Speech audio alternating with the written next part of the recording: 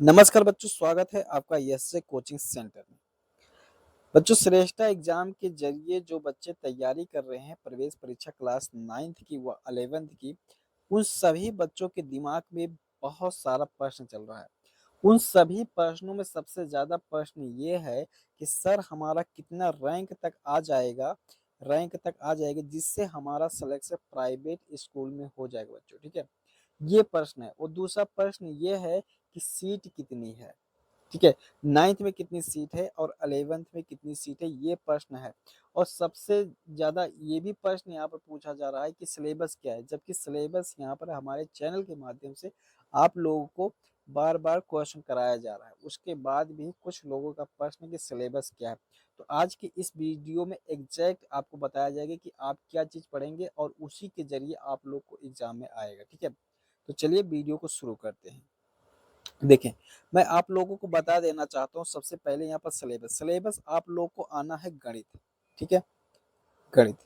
चलिए मैं आप लोग को दिखा के बताता हूँ। चलिए इसको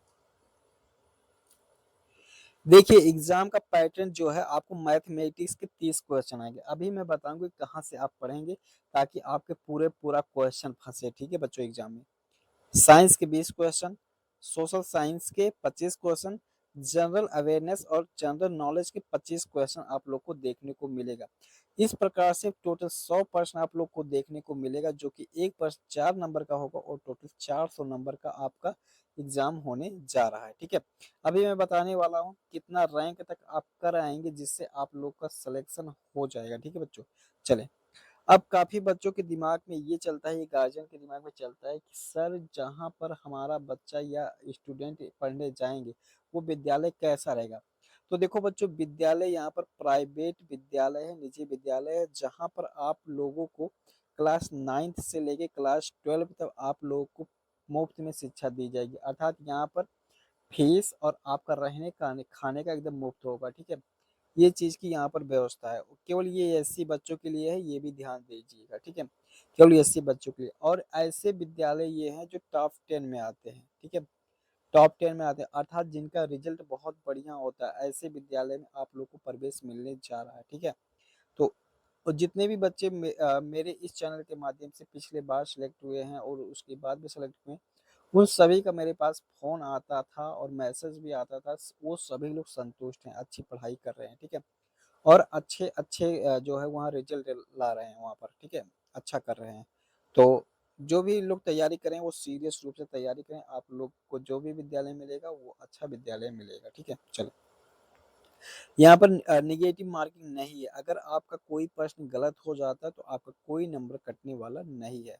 ये चीज आप लोग समझ जाइए। ठीक है, चले। अच्छा, यहाँ पर देखिए जो क्लियर चीज मैं बताने वाला था, यहाँ पर देखिए सिलेबस ऑफ एग्जामिनेशन। ठीक है, आपने ये जाना कि कौन कौन चीज आएगा। ठीक है, अब ये जानिए कि आप लोगों को क्या पढ़ना होगा। देखिए, for admission in class 9th के लिए आप लोग को जो सिलेबस पढ़ना है, NCERT syllabus of class 8th का आप लोग को एनसीईआरटी बुक पढ़ना है। बच्चों ध्यान दीजिए, NCERT science, math, social science और जीके। ठीक है, ये सभी चीज एनसीईआरटी की पुस्तकों में जो है वही आएगा। बच्चों ध्यान दीजिएगा। ठीक है, अब एनसीईआरटी की किताब कहाँ से आप डाउनलोड कर सकते हैं इसको समझिए। पहले यहाँ पर देखिए, क्लास 11th में प्रवेश के लिए आप लोगों को क्लास 10th का एनसीईआरटी बुक, काफी बच्चे जो यूपी बोर्ड से हैं या सीबीएसई बोर्ड से हैं वो सभी एनसीईआरटी पुस्तक को पढ़े हैं। उसी पुस्तक को और भी ध्यान से पढ़ लीजिएगा, उसी पुस्तक में से आप लोगों के एग्जाम में आ जाएगा। ठीक है, चले। इसके साथ साथ आप यूपी बोर्ड के ऑफिशियल वेबसाइट से एनसीईआरटी की पुस्तकों को डाउनलोड कर सकते हैं और वहां से पढ़ सकते हैं। ठीक है, चलें। इसके साथ साथ हमारे इस चैनल पे जो वीडियो कराई जा रही है वो सभी एनसीईआरटी बेस पे हैं। उन सभी क्वेश्चन को जरूर तैयार करते चलिए। उसमें भी से काफी क्वेश्चन फंसेंगे, पिछली बार भी कुछ क्वेश्चन फंसे थे, अब की बार भी फंसेंगे। ठीक है बच्चों, इसलिए आप लोग क्वेश्चनों को जरूर तैयार करते चलिए। चलिए, अब यहाँ पर हम समझते हैं कि आप लोगों को कितना रैंक तक आ जाएगा जिससे आप लोग का सिलेक्शन विद्यालय में हो जाएगा। ठीक है, निजी विद्यालय में हो जाएगा। चलिए देखो, पिछले बार के रिकॉर्ड के अनुसार से 9th क्लास व 11th क्लास में, ठीक है, टोटल 3000 बच्चों को प्रवेश लेना है। अब इसमें 3000 बच्चों में कहीं भी नोटिफिकेशन में ये नहीं है कि 1500 बच्चे क्लास 9th में लिए जाएंगे और 1500 बच्चे क्लास 11th में लिए जाएंगे, ये नोटिफिकेशन में नहीं है। ये क्या होता है कि ये आगे पीछे हो जाता है, ठीक है। जैसे क्लास 9th में अगर फॉर्म ज़्यादा भरे गए हैं तो वहाँ पर क्या लिया जाता है, लगभग 2500 इसमें ले लिया जाएगा और 500 इसमें ले लिया जाएगा, ठीक है। 500 11th में और 9th में 2500 ले लिया जाएगा। तो इस प्रकार से अगर किया जाता है, ठीक है, तो 2500 रैंक तक आने वाले सभी बच्चे सेफ रहेंगे। मतलब अगर 2500 बच्चे क्लास 9th में लिए जा रहे हैं तो 2500 बच्चों का अगर जितना 2500 तक रैंक आता है तो सब 2500 बच्चे यहाँ पर सेफ रहेंगे, ठीक है। इसके बाद यहाँ पर 500 रैंक तक बच्चे सेफ रहेंगे, ठीक है। इस प्रकार से यहाँ पर बंटवारा होता है।